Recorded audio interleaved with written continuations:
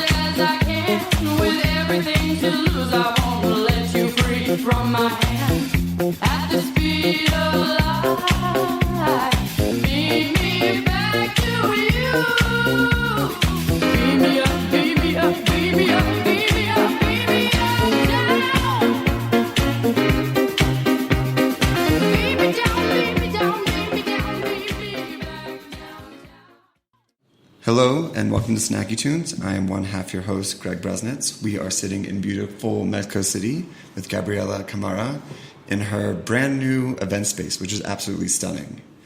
Yes. We had a wonderful lunch, epic lunch here yesterday with Danny Bowen, Chad from Tartine, Angela, who was amazing with a broken arm or whatever that is. Amazing. She's amazing.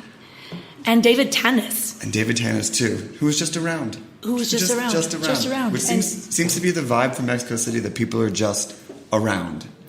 It's become such a place to be, especially for people from New York specifically, but from everywhere in the world. It's always been a city that attracts many expats. But I really think that New Yorkers find something that they sort of miss from New York. And Mexico City is a great place to be.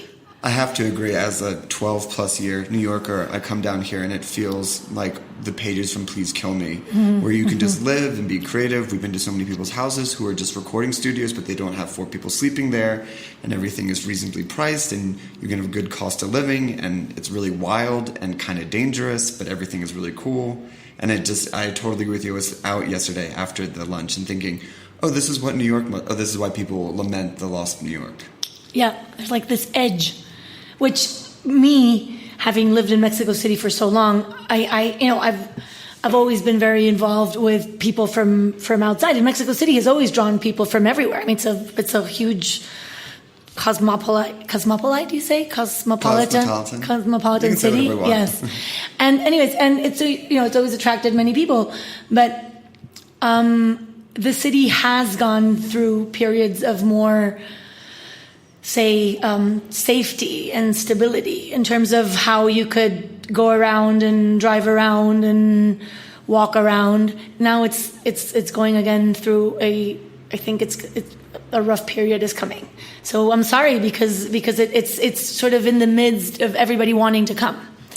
So anyways, people will always find a way. Yes. Things with a little bit of danger are a lot more fun. Yes. And it is great to have all these people just wanting to come here. It's wonderful. And I really do think that if especially, particularly in the cooking scene, if people keep on coming to Mexico City from different parts of the world and finding places to make, incredible food from wherever they're from, Mexico City will be a very, very important place for food in the world. Not only for Mexican food, but for food in the world. Speaking of people who wanted to come, your mom is Italian. Yes. So how did she end up meeting your dad? They were both studying in the States. Okay. And they met while they were both doing their PhDs at Harvard, and then they went to live in Chihuahua, north of Mexico, just because my father was working in an education program there. He had been living there for a couple of years. And then I was born there, then my brother, and then we came to Mexico City. But yes, my mother was one of those foreigners who fell in love with Mexico, not only with the Mexican, but with Mexico. What was the scene in the kitchen at that time? Was there a weird Italian-Mexican fusion going on? Did mom cook? Did dad cook? They both cooked, but my father had lived abroad for many years, and my father is not attached to, he's attached to good food, but he wasn't like, I need to have my tortillas and my hot sauce for sure. So we grew up eating Italian food until we came to Mexico City. I mean, we always had things from wherever we were. In Chihuahua, I remember, and in Mexico, you always have, you have the advantage of having ladies that cook and that live in the house or come to the house and work in a house. And my mother always, worked, and my parents were both academics, so we always had, somebody who would help around the house. And I remember the lady in Chihuahua making Alma. She was our sort of babysitter / helper. She would I remember making flour tortillas with her, because in Chihuahua in the north, that's what you would have. But then we came to Mexico City and then very soon moved to Tepoztlán, which was more of a weekend place for people in Mexico City that had the possibility of having a weekend home.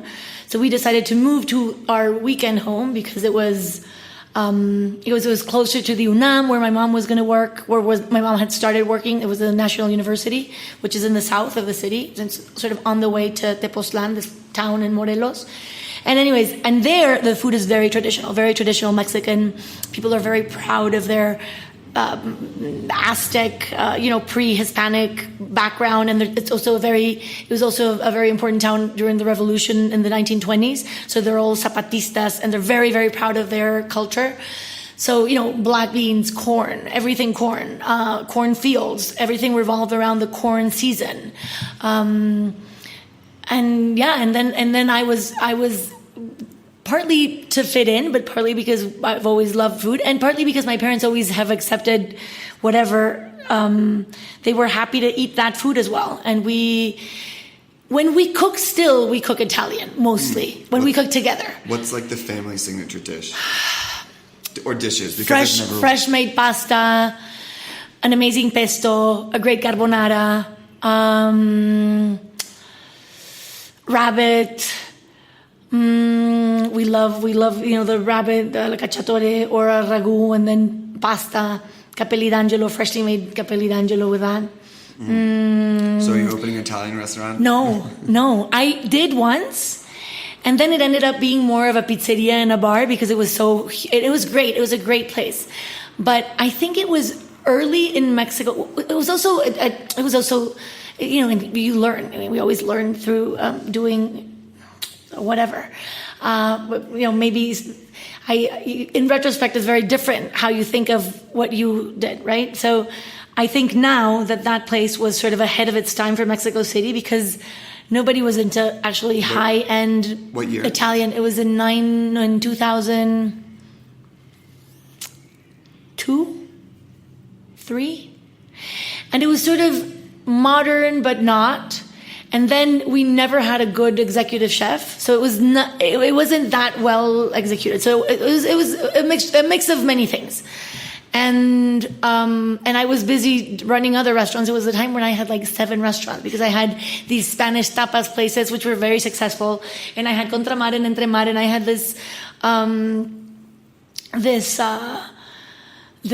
hamburger joint which I still have. That's very successful still. But anyways, so it turned more into, we had a great oven, and so we made incredible pizzas, and then it just turned more into a neighborhood bar because there wasn't that, and people needed that. It was really cool and comfortable, and they knew who you were, and they would, it was sort of low key and not a night place, but it sort of moved more into night instead of day. Anyways, that was, but yes, I don't think I'm going to make an Italian place. Not yet. I don't know. My dream was to, I was studying history. I wanted to be a curator of contemporary art. I always saw myself as art history here in Mexico City, right? Yes. I studied just history because it was a better program. And in Mexico, you dive into more the European way of studying one subject throughout university, not college in which you can major and minor and have courses of different areas. So I always envisioned myself as being an academic, and then I thought I would retire or end up in Tuscany somewhere around Chianti and have a bed and breakfast. And I'm so happy I opened a restaurant in my 20s instead of waiting for my 60s or 70s because I don't know if I'm going to have the energy. Where did your love of seafood come from? Because we would always go to the beach on vacation. Over Christmas vacation, my Italian grandparents, who at the end of their life had retired and were living on the Cape in Massachusetts. They lived in South Wellfleet the last 25 years of their lives. And they would always, even before that, they would always come to Mexico City for winter, and we would go to the beach for, a long winter vacation. Not winter, on the beach. And they love the ocean. My grandfather loved to go fishing. My father also. So we would always go fishing and then cook what we had caught. And it was always served with black beans and fresh made tortillas and maybe a red rice or something simple. And either it was, you deep fry a part of the fish, you make ceviche with the other part, you make the pescado a la talla with the other, with the nicer ones. And I learned to appreciate, or I've always loved food, always. And everybody in my family has, always. And food has been very important, and everything revolves around food. And meals, are about enjoying them and then about planning the next one. And it's just life does revolve around the table, I think, you could say that about my family on both sides. Anyways, and so when we would go to the beach, I just, I had that for so many years. And then when I was in university, it just expanded to who you hang out with. At the beach, you first are with your family and then you're with friends. And we would always, with these friends, this group of friends, we would always say, what a shame that you can't eat this in Mexico City. And we always thought, we should open something here so that we can come to Zihuatanejo and just live here year round. It's always painful to leave a place when you go back to the city, and one always wants to perpetuate vacation when you're at it. So you think of things that you could do to do that. And we decided that instead of opening a restaurant or a hotel and a restaurant on the beach, we would open a restaurant in the city so that then we could open a hotel on the beach and eventually live there. Before, yes. Just to kind of set the scene, because I think it's really interesting. What was the current state of seafood? I was going to go there. Yeah. I was going to go there. And this is 1997, 98. Yes. So when we were thinking about that, it was we started thinking about that because it was very interesting that, first of all, there was no fresh seafood, really high quality seafood place. You could either eat seafood in stands at the market, or you could eat seafood in fancy restaurants. And it was never that, it was the 90s. In the 90s, nobody was really in high-end dining.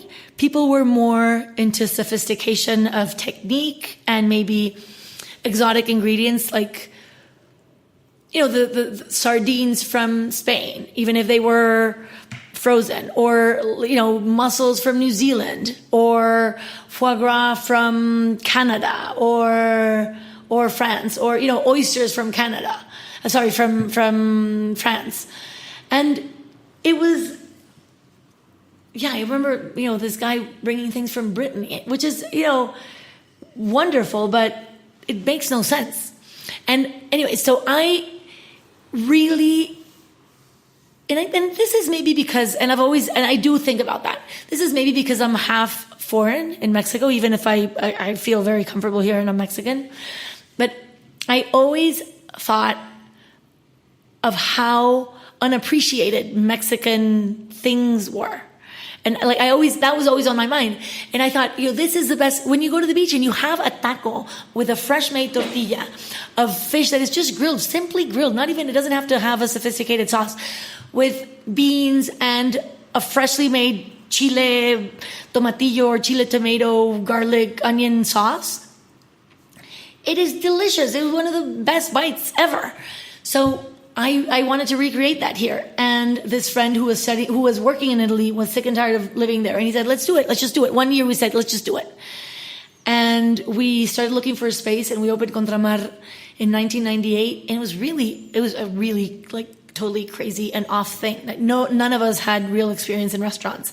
One of the partners had a coffee place and had a little restaurant, but he wasn't even working here. He just was sort of the business guy pushing us to do it, and he always said, you're going to be great at this. You have no idea, but this is going to be you're going to be a really good restaurant person.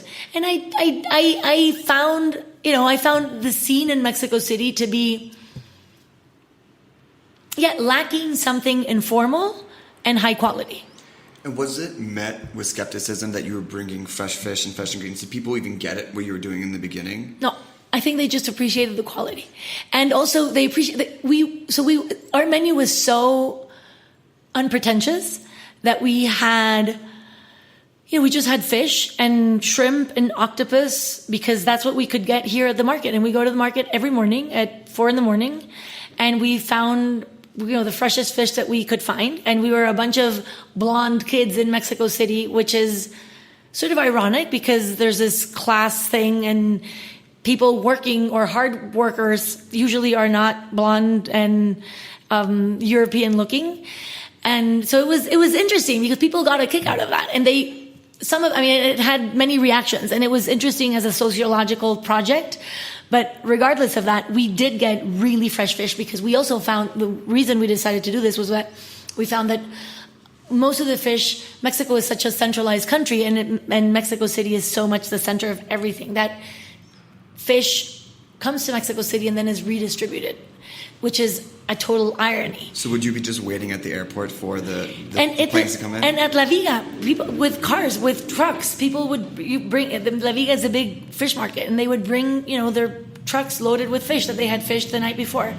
How long did it take for you to find your trusted suppliers, and they understood, Gabby gets first pick, Gabby gets to come, that comes with the power of acquisition. Like when you're buying interesting quantities from them, then they start really paying attention to you. And how long did that take? It didn't take that long.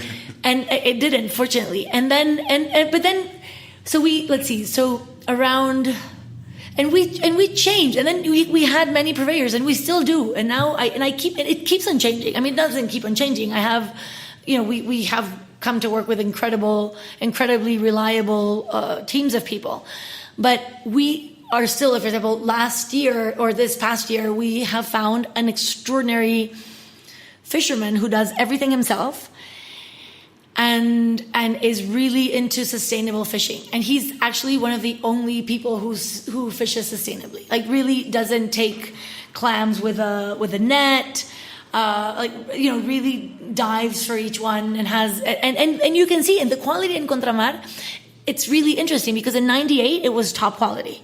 But if you could go back in time and have that food now, I think you would find it not bad because it was always well seasoned, but lame. Now we have like the most extraordinary clams that you could find in the country. Because there's a market for it. Because there's a market for it, and people trust us and want to sell to us, and people know that selling to us is a warranty of selling to other restaurants. And if we buy it, it's good quality. So it's like it's a very virtuous circle. It's a very, they want to sell to us because we're an important market for them to have. And so many people, like other chefs, call me like, "Are you really buying from these guys?" Because they're telling me that they're buying that you're buying from them. And sometimes it's true and sometimes it isn't, because they know it's a place in which I am obsessed with quality and sustainability of things, of ingredients. So I know it's a footprint to bring things from Baja California or from Campeche, but Mexico City is centralized. Like people are already flying in and driving in. But within this big country, I've never wanted, things from Alaska or things from Chile or salmon from Norway. It's always been the most local possible.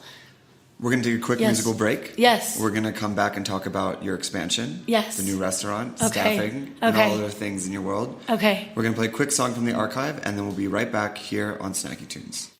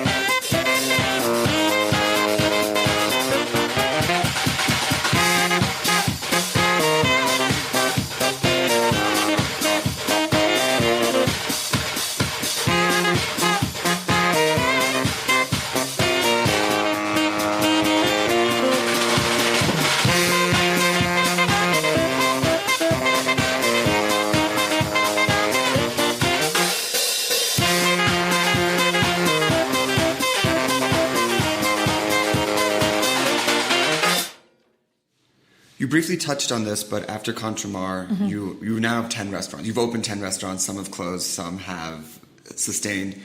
How soon after Contramar did you start expanding, and what was the process in that? It was really organic, unplanned. Still to this moment, it's unplanned. I am trying to now sort of organize my my professional life in terms of having a more planned out version of what I would like to do in the future, because it sort of happens and all these opportunities come up. And I was talking with these friends yesterday. Since I opened Contramar, every day or every week at least, I've had incredible opportunities of doing more things, because I found that I was good at this. I found that I thrive between people and food and the staff and it's a little ecosystem which I have really, I don't know, I think I was born to do this, but I didn't know it, of course, until I did it. So anyways, right after we opened Contramar, these very good customers would come every weekend, begged, or not begged, but really were insistent on the possibility of taking over a restaurant that they had in Polanco that had been different things, never worked, and they had the space, they had invested a ton of money, and it belonged to them, and they really wanted something that would work there. So a year after we opened Contramar, maybe a year and a half, we opened Entremar. We said, okay, let's do this. And it was a stupid deal, but it works, and it still works, and it's still very successful, because it was like, okay, we will put our concept into your place, we'll name it different so that it's not the same, and you have 50% of it just because you're the owners, and that's how it went. I mean, we would have never had another restaurant, so it was good to do that, but we had very poor notions of how to do business, I guess. But it's worked. Entremar is very successful. It's in a town of city, which is in a part of the town which is more sort of poshy or high end, and it's in front of a park, and it's beautiful. And we have the same menu as in Contramar. We have a few different things, but it's always catered to a different public, and it's been good. And we've gone through ups and downs. And recently, I've just put my foot down and said, okay, if we're going to have Entremar with this sort of same menu as Contramar, we're going to have the exact same things. We're going to have the exact same purveyors. They can't decide, because it was also like different administrations for a certain time, and for a certain period. But since 4 or 5 years ago, I've really put my foot down, and it's been so much better. Now we use exactly the same purveyors. We use exactly the same, follow the same recipes, have much more of an exchange between the cooks from here and there, the server from here and there, and it's sort of the same type of place. And then, so that happened really soon and really unexpectedly, and it required no investment or no further planning except for staffing. And in Entremar, we still have our first employee from Contramar still works there. Wow. The cook, the first person we hired at Contramar. Amazing. She's still thriving in the kitchen. Anyways, so that was that. And then other things just came about. When you're successful, people want to be close to you and want to do things with you and think of things that they could, or that you could solve for them. Or, I have this space, this restaurant didn't work. Should we do something? What do you think we should do? And then I have all these ideas. So things happen, like, oh, let's make a tapas bar. There's no, Spanish tapas were at the peak of their popularity in Barcelona, and all these amazing creative chefs in northern Spain were doing really cool things. And I thought it would be an easy interpretation to bring to Mexico. And there's so many Spaniards in Mexico, and Spanish food is so important in Mexico. So we did this really successful tapas place, and then another one. It was time to open another one because the staff wants to do more, and you get offered this other space. So we did 2 of those. What was the name of the restaurant? Capicua. And then I sold Capicua like 5-6 years into the operation, and because my partners wanted to expand, and I didn't. And when I sold it to them, and it was great. It was a fine division of what we wanted to do, and they really wanted to make a chain, and they really wanted to franchise it. And I sold it to them, and then it started going downhill. Now it doesn't exist. They closed like a year after. Anyways, I was sorry to see because it was a great thing. It was a really, really, really great concept. It was fun. People would eat, drink, small bites. Very, very contemporary, very much like something that would work now. Because I do think that one of the really good things that Contramar had was that it was very much like in its time, or it offered something that people didn't know they want, but was more and more accepted and people enjoyed, which is eating together and sharing plates and having small plates to try bits and pieces of different things.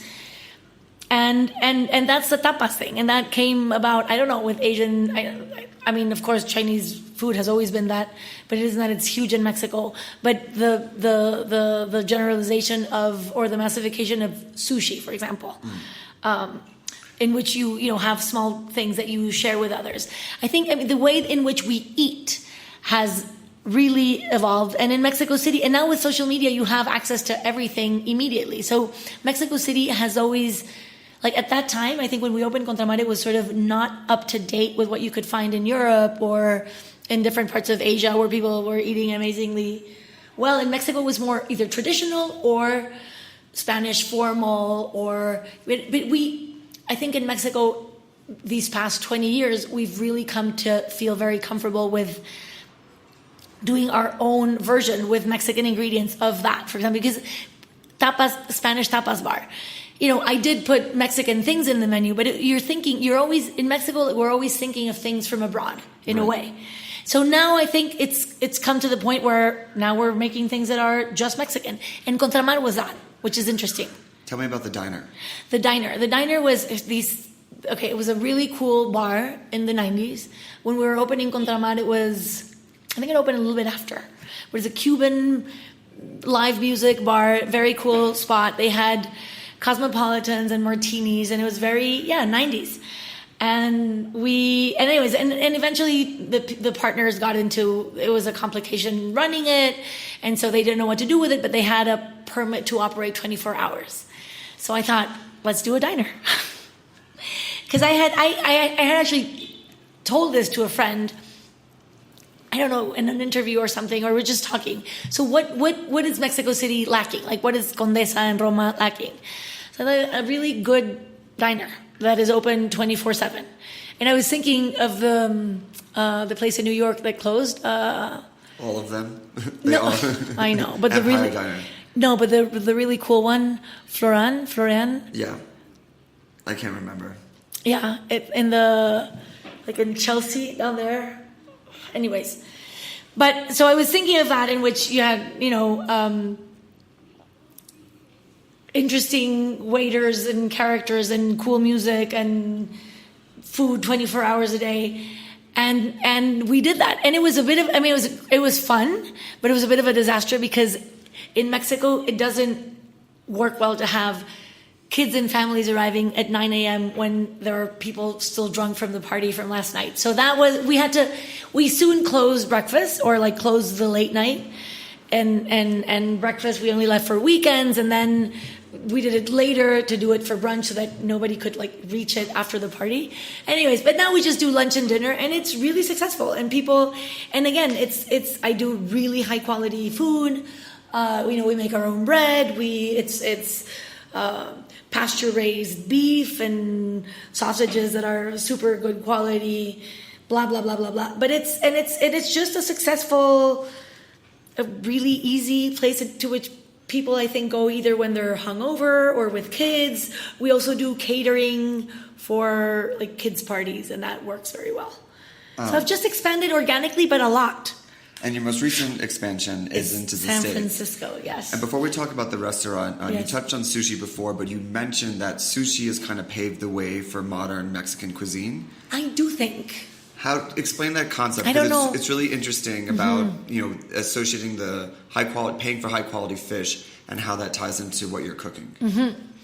I think it especially relates to Contramar, because yes, with sushi, I think people go, I don't know. I think it's the sophistication of Japan and, the exoticness of eating something from so far away, but also from a place that is so, that has such a signature or such a brand of sort of, I think anything Japanese sounds high end. Like, I guess the debate is that if you hear Japanese, you're willing to spend $250 on omakase, but up until, say, the early 2000s, people think Mexican food is low cost, low quality. If you're paying more cheap. than It's like, cheap. Yeah, tacos, not more than $1. And Alex Stupak, who's been on the show before, has complained about how that has really hurt the image of his restaurant because it's such a misconception. It's not the notion. It's not even a notion of authenticity. It's just a misconception. Yes, totally.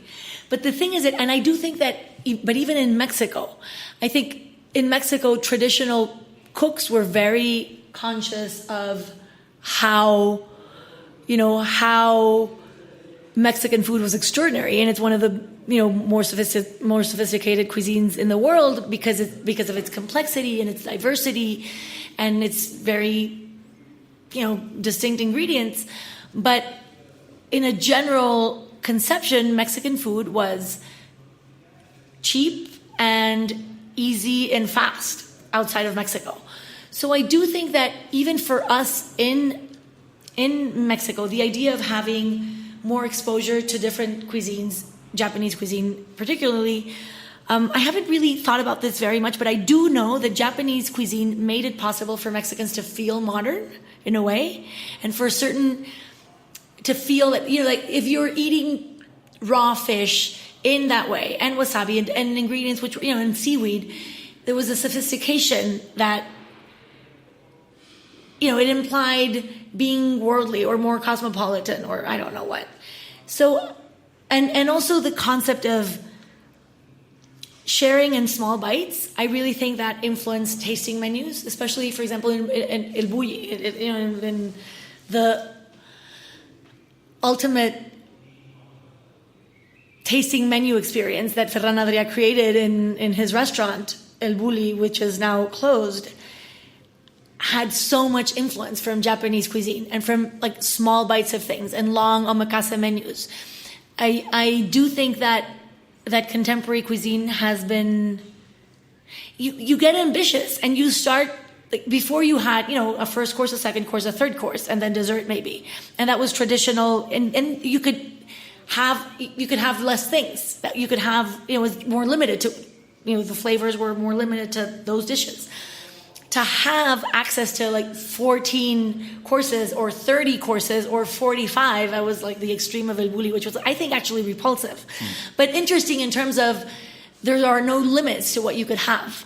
And I do think that Japanese cuisine sort of gave that. It was like going and eating tacos, but in a sophisticated way. You could have, you go to a taco place and you can have tacos of everything, but it wasn't ever brought to the point of sophistication. Now we have Enrique Olvera, the number one most famous chef in Mexico, doing a taco tasting menu, or a multi-course taco tasting menu, which is totally comes from omakase. That's where the notion comes from. That's it.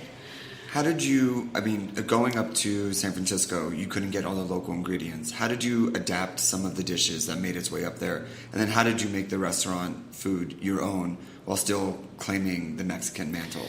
Well, I've always been much more interested in cooking things that are sustainable and make sense in wherever you're cooking them than making like a traditional green mole. I don't care about that.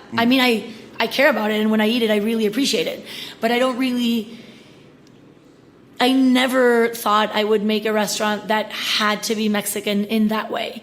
So I went there and saw the offer of incredible ingredients that there is in the Bay Area. And it's a dream to cook there. And I just adapt. I guess it's not even traditional Mexican food. It's food that I like with a Mexican touch always, in terms of chiles or flavor, or this really high, really pronounced balance between acidity and saltiness and spiciness and fat. It's like very, I do think there is, if there's anything that's Mexican, it's also just about good food, but Mexican is sort of more they bring it up a notch, with the acidity or with the spiciness or with the, and I do think that, California is very Mexican. And I've found so many people growing, Rancho Gordo, Tierra Farms, they have amazing chiles. They grow habaneros, they grow manzanos, they have, chile de árbol, chile meco, chile chipotle. So all these things you can find there. So if you have incredible vegetables and just, whatever, you have amazing poultry, fish, beef, lamb, pork, and then you add a little bit of these associated with Mexican food spices. You just make really delicious food, and it is Mexican. Of course, it's Mexican, but not necessarily traditional Mexican. So I'm more interested in cooking what I can cook where I'm at. The other amazing thing about Cala is your staff. Yes. Which came from your GM, Emma. Can you talk about how the staffing evolved and where it came from and the concept of how it feeds back into helping, which is probably one of the largest economic gaps in America? Yes. Okay. So when one of my concerns was, so the food I had seen, I had researched what there was around, and I had seen how possible it was to make good food or what I consider good food there. So that was sort of, checked. But then my real concern was how we were going to get a staff that would really care about serving people in the very kind and helpful and humble way in which I think service should be. Because that's one of the things that I think makes your dining experience really extraordinary or not. Even if the food is great, if you're not very, very well treated and tended to with care, it's sort of like, it's okay, but it's okay. So I think what makes a restaurant extraordinary is how people take care of you at the restaurant. And so I was with Emma, we were going around thinking, where are we going to find these people? We can't just hire a bunch of illegal Mexicans. They're not going to want to work with us. They've never, they don't have experience as servers. So then Emma was aware of the fact that this recidivism levels were super high. People couldn't find jobs coming out of jail, blah, blah, blah. So it made total sense for me, because here in Mexico, I was used to working with people from really rough backgrounds. The restaurants are places that are very generous for people without previous training or previous. It's an economic step up. It totally is, because if you're a hard worker and you're an honest worker and you get engaged in what you have to do, then you really can thrive. You don't need to have studied a career. You don't need to have gone to hotel school or culinary school. And in that way, I think it's the perfect gateway for all these people who, in the Bay Area at least, and in the rest of the country actually, have no access to jobs. And the only really, the only jobs that they can have access to are jobs in which nobody is willing to train them and nobody's willing to put in that time. So I was aware of the fact that it was an investment, but I was also aware of the fact that it was the only way of actually finding a staff that would care enough and want to be full-time server or full-time, wanting to. I wanted people to be into the job as a life career in a way, not a life career, but I wanted them to be committed to serving. And now I have a great mix of people who are, coming from a prison background, and also people who are just so into training these people that they want to serve there for a couple of days or have part-time or whatever. So it's been really successful. Final question. Yes. The tuna tostada. Yes. A lot of the bands that we have on the show talk about when they write a hit song, they know that it's a hit song. When you made that dish, did you know it was going to be a hit dish? Yeah. What was the feeling? It was delicious.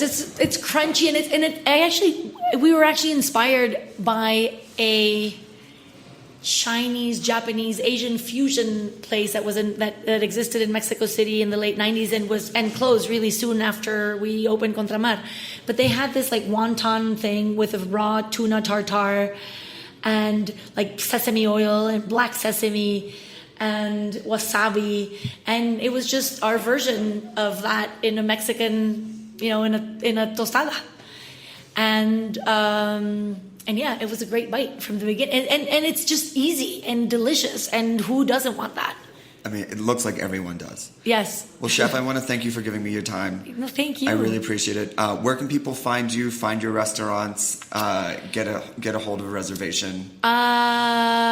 Info at contramar.com, info at Cala SF. I think that's it. Yes. Perfect. Thank Great. you. Thank you so much. Yes, thank you. We're going to take another quick musical break, and we'll be back with the second part of Snacky Tunes.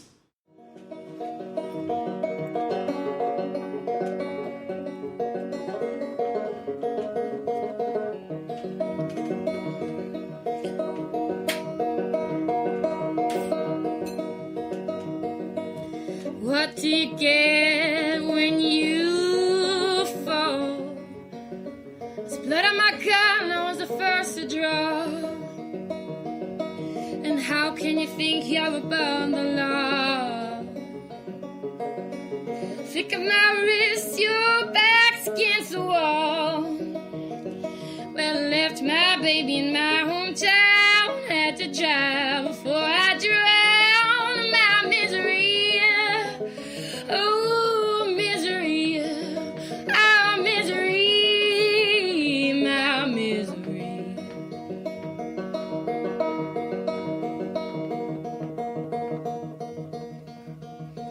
Well, I can't hear you when you draw. Oh, the tip of my tongue, it says it all.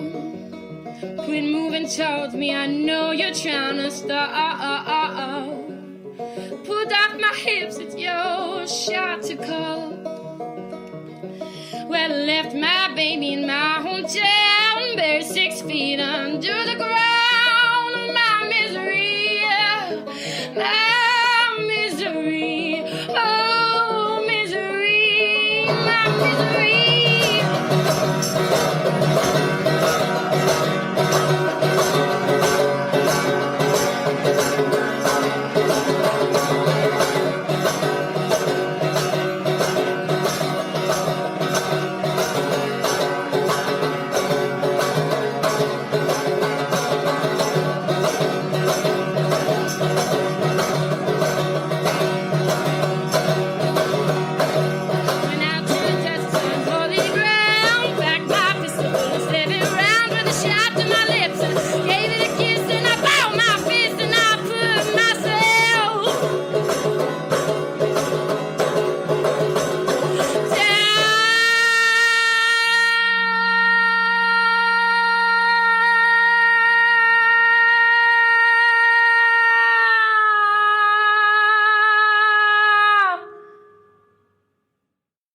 Hi, it's Jameson Fink, Senior Digital Editor for Wine Enthusiast Magazine. I'm enjoying some time on my stoop outside my apartment, so naturally I'm thinking about rosé. I've been drinking rosé since pretty much the Stone Age, and if maybe even 5 years ago, you would have told me that there'd be not one, but 2 books about rosé, completely about rosé. I would be flabbergasted and I would be skeptical, but it's 2017 and I'm holding in my hand 2 books about rosé. So I want to tell you about them for a little bit. The first is called Drink Pink, A Celebration of Rosé by Victoria James, with illustrations by Lyle Railsback. It's a slender, charming volume with great illustrations, and it's a wonderful introduction to the world of rosé. I think if you're getting a wine book, your first wine book shouldn't be something that's like a tome that's like, 1,000 pages long with, a ton of print, and it's intimidating. This is a wonderful, this book, you can hold it in one hand and drink rosé out of the other hand. It's perfect for that. So I highly recommend this as a wonderful introduction and non-threatening, totally welcoming way to enjoy rosé. The second book is buckle up. You're ready to get a little deeper into rosé. It's a little weightier book. It's called Rosé All Day, The Essential Guide to Your New Favorite Wine by Catherine Cole. And this is chock full of a lot of, Victoria James's book, great background and history, goes in a little more in depth, and also has a lot of specific bottle recommendations that I think it's fun. Either like you pick up a rosé from the store and you're like, oh my God, it's in this book, or you read about the region, or vice versa. You read about something you like, you go to a store to find it, And then you buy it, and you've got kind of this like, oh, I wrote about this in a book, and it makes you feel really good, and you can have a nice rapport with your local wine shop professional. I'd also like to say about rosé a couple things. One is that obviously the most popular type of rosé is the rosé from Provence. It's that pale pink, summer in a glass type of thing. But I used to be this guy where if a rosé wasn't pale pink, I'd be like, oh, I don't know, it's going to be heavy, it's going to be too rich. But just like with white wine and red wine, there's a ton of different styles of rosé, and it's okay to have one that's a little weightier, a little deeper in color. Those can be wonderful too. I think Tavel would be the sort of the archetype of that. It's southern France. All they make is rosé, and they're darker and richer. And it's also a rosé that's nice too, where I think we have this mania as wine professionals or buyers that we're worried that someone's not going to want last year's rosé. Like, give me the freshest rosé, bring me your freshest wines. But a wine like Tavel, you can actually drink. So now the new rosés are 2016 vintage, at least from Europe and America, and last year's is 2015. But I'd gladly drink a 2015 Tavel. And in some ways, it might be better because there's such a rush to get rosé, like get it in a bottle, ship it, and like it gets to the shore, it gets in a truck, it gets to your store or your restaurant, and it's like bottle shocked. It's like, I'm tired, I need to chill out. But there's no chilling out. They open it right away. So don't be afraid of rosés that are deeper hued, and don't be afraid of rosés that aren't the newest ones. They're both delightful. I'd also like to beat the drum for sparkling rosé. That's actually if you asked me what my desert island wine would be, it would be rosé champagne. I think rosé champagnes are the finest in the world, but there's also a lot of great sparkling rosés that you can enjoy that aren't as expensive as champagne. I wrote something for the magazine a while ago, but the pics are still valid, of course. And if you just look up sparkling rosé at winemag.com, there's 5 of my picks, 1 champagne and 4 kind of fresh and fun and $20-ish or less sparkling wines. And then I'd also like to point out a kind of a contrarian view about rosé, which might sound shocking. I mean, all we do is celebrate rosé, and we should, because it's amazing. It's a great year-round drink. I love it. It's beautiful. What's not to love? It's great with food, bouillabaisse, fried chicken, whatever. It's awesome. But if you go to Eater or just Google rosé is exhausting, look, it's a contrarian view, which is great. It's one of the best pieces about wine I've read all year. It's really thought-provoking and clever and funny and thoughtful. So I recommend you read that too, just to get a little, the flip side of rosé, not the dark side of rosé, but the flip side of appreciating it. So go out there, sit on your stoop, your porch, your patio, your rooftop, whatever, and enjoy rosé. Enjoy rosés from all over the world and of all different shapes and sizes. I really think, it's like I said, it's just like white wine or red wine. There's a whole vast world of it out there. Try it from different countries, different grapes. I mean, you can spend the rest of your life and never drink all the rosés in the world. So go forth and do that, and I'm going to go pour myself a glass of rosé. Take care, everyone. Bye. Hi, I'm Dave Arnold, the host of Cooking Issues on the Heritage Radio Network. We all know and love Chinese takeout dishes like General Tso's chicken and egg rolls, but here's the thing. Even though we call it Chinese food, it's not like the food you'd find in China. What's the story behind this cuisine, and how did it become so popular that you can find a Chinese-American restaurant in nearly every town in the country? The answers may surprise you. Visit the Museum of Food and Drink in Brooklyn and see our newest exhibition, Chow, Making the Chinese-American Restaurant. Chow engages visitors with compelling accounts of how Chinese immigrants overcame racism and created Chinese-American cuisine. Discover the science behind the flavors of your favorite takeout dishes, feast on rotating tastings developed by the country's most talented Chinese-American chefs, and try your hand at writing your own fortune, which will be baked into actual cookies by a 1,500-pound fortune cooking machine. What better way to learn, connect, and eat? You can visit Chow at the Museum of Food and Drink on Fridays through Sundays from noon to 6. Tickets and more information can be found at mofad.org. We are in a great mood today because we have one of our favorite bands and favorite people. Favorite bands. We said that you should yell more into the I'm microphone. going to yell more. That we heard someone pass me the remix when we were coming back from Chicago, and then I went out. Someone? Let's sue them. Yeah, sue them. I have this friend. His name's the Internet. Yeah, it's called the Internet. Let's just say it got passed to me, and then I hunted down Jacques, and I was like, "You're awesome. You should come on our radio show." And he was on last week. Yeah, he was on last week. and he was awesome, and he's great. Dude, Jacques is amazing. Jacques is he's like, oh yeah, I'm going over to Ibiza to play Space. I was like, yeah, you are, dude. I was like, that's awesome. And then we were like, well, you know, if we have Jacques, we should really actually have the people that created the song as well, not just remixers. So we would like to welcome Midnight Magic to Snacky Tunes. Thank you. Really excited to see you guys. Do you guys want to go? You guys want to go around the room, or do we need to do the names? You guys want to do that? Yeah. All right. Just say names and who you are, and I'll turn that microphone over this way. All right.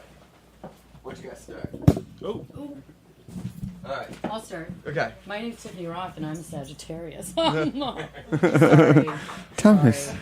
I sing in the band. I'm proud of that.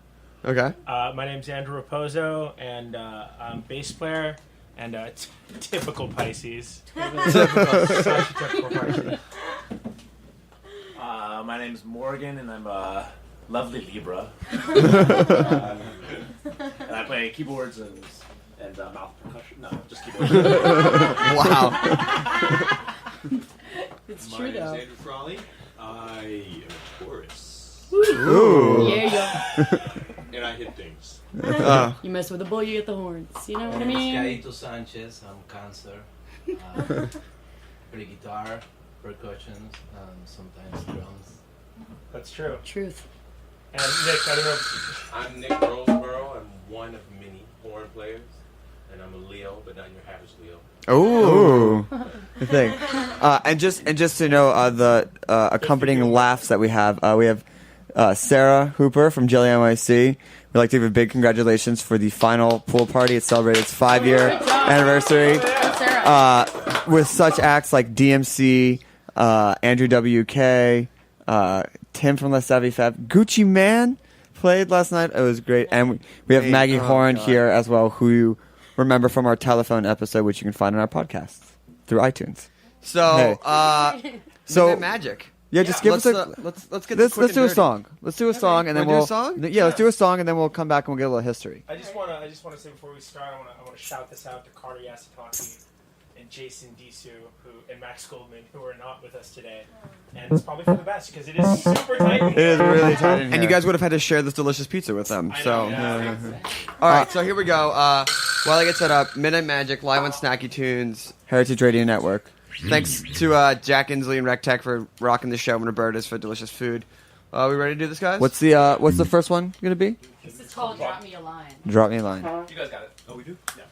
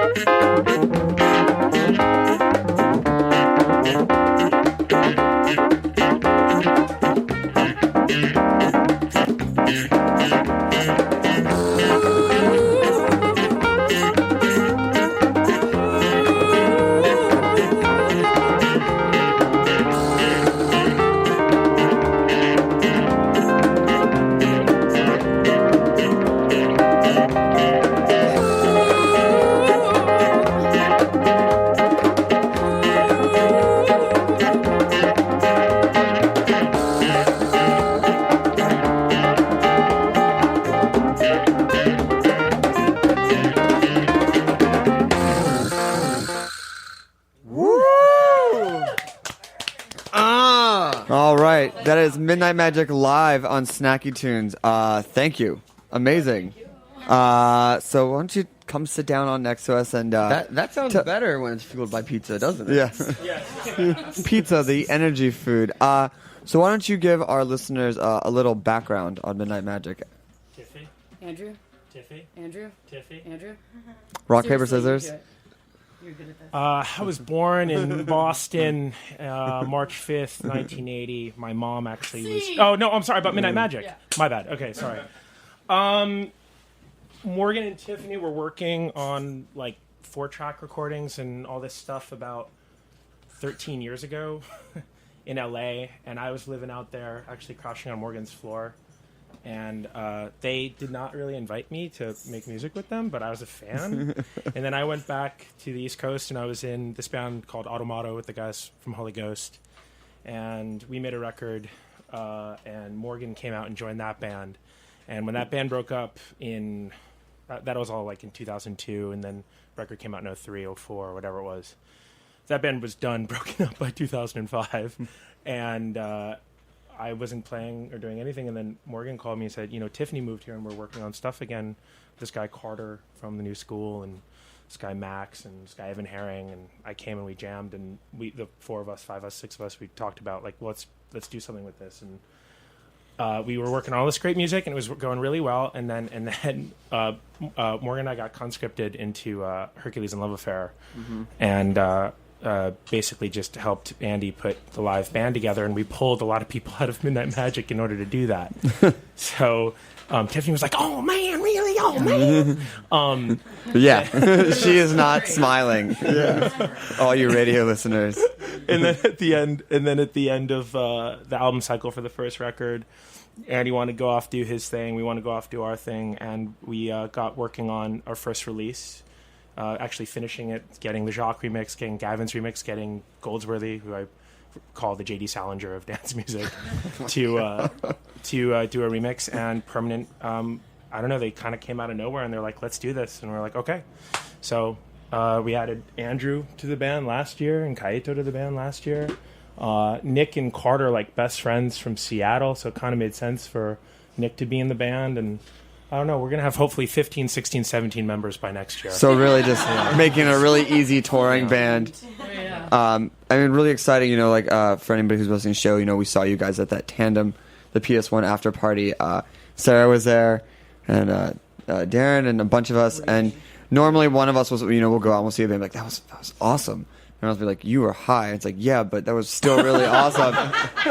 This time we were all high, and we all really liked it. So it was like great to see, and it's great to see bands like that, playing in tandem, in like a back corner. Well, that place is awesome. That place is awesome. It's really small, and I think one of the best parts is I didn't see the horn players in there, and then because you guys didn't have horns in the first song, and the second song the horns came in. I was like, "That's one of the best sampled horns. What is that coming out of the keyboard?" And then I just like shifted over behind one person. I was like, "Oh, there's 2 horn players in the corner." But it's you guys do that great thing where you sort of mix your whole set live. Yeah. And so you guys, like, how long did it take for you to sort of put the live show together once you guys got back together after post Hercules?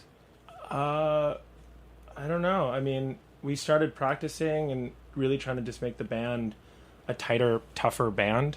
And kind of honor a little bit more the spirit of the way the things were recorded, which we didn't really do yet, or haven't really done yet. But I don't know, we started doing like the one continuous set thing, like, I think it was like, we just wanted to... Only like maybe 6 months ago. Yeah, only 6 months ago, yeah. Something like that. I'm looking at Morgan, and he's just not going to say anything. He's just, I'm just looking, yeah. Yeah, it was there's a man at the window. Yeah. It's a very scary man. He's thinking that our friends what's going dined on in here? He thought that our friends dined in Dash, and they snuck in here to oh, really? do it. Yeah. So the live show is a work in progress, but we're finally there yet. I think ready to do tours and stuff like that. So excited, and we're the reason why we're having you on is we can talk about this after the break. Is that we're going to be Punches is going to be playing with you guys tomorrow night. Oh yeah, at Union Hall, which is a free show. Let's play another song. We talk about the show tomorrow. Sure. And I like it to be known that we only play in really small spaces. Right. Like this space and Union Hall. So what song is next? Same Way I Feel. Same way. It's a little slower. It's a little slower. Oh dear. You're listening to the Quiet Storm on Heritage Radio. Between the Sheets with Midnight Magic. Yeah. Anyway, so this is Snacky Tunes. We got Midnight Magic coming up for the second of 3 songs. And, I don't know, grab the one you love, hold them tight. You are terrible at this. You're saying a year you've been doing this? Terribly awesome. Terribly awesome. Little banter. Once again, Midnight Magic.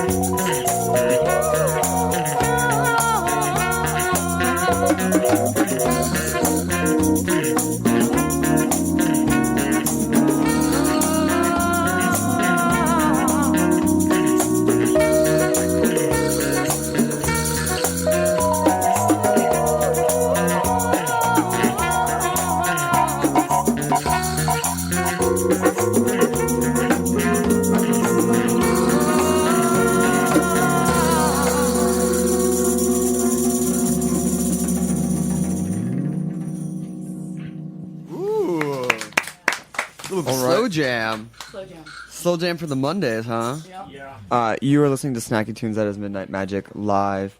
You can sit wherever you like. I got the amp.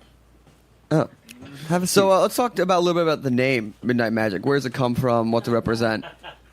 Please explain this because you, my friend, have a lot of problems with that. Yeah, we had come up with so many different names, and they were all so stupid. Can you give us an example of what didn't work? Like Midnight in the Stars, okay. Which I actually still kind of like. We came up with Deep Out, which I was like, yeah, man, it's totally like psych. Okay. That didn't work. I'm not even going to talk about that one. No, pee-pee pipe. That's right, pee-pee pipe. No, pee-pee pipe was not even. That was just a joke. Pink dolphin pussy. That's not real. That is not Well, real. now it's on the radio, so I don't know. We just made it. But we were Fidelia. We were another. Which is the password that Tom Cruise says in Eyes Wide Shut. But he says it in this way. It's his delivery. He goes, Fidelia. Do you remember that? Yeah. It's amazing. Anyway, so these guys came up with Midnight Magic, and I was like, no, absolutely not. That's ridiculous. It sounds like a batch of acid that you get. Go on. Yeah, okay. Yeah, all right. I'm with I was you. like, no fucking way are we going to be called Midnight Magic. It's a joke. And then for like the first year of us performing live, I'd be like, we're Midnight Magic. But now I'm kind of into it. Yeah, you can't make that joke. It's just going to stick. You're like, all right, well, we used to be, and then you have to be formally Midnight Magic. Yeah. For whatever name is so. That's the word. Right. I'm proud of it now. I really It's a great name. Thank you. And it's Googleable. Which we have Yeah.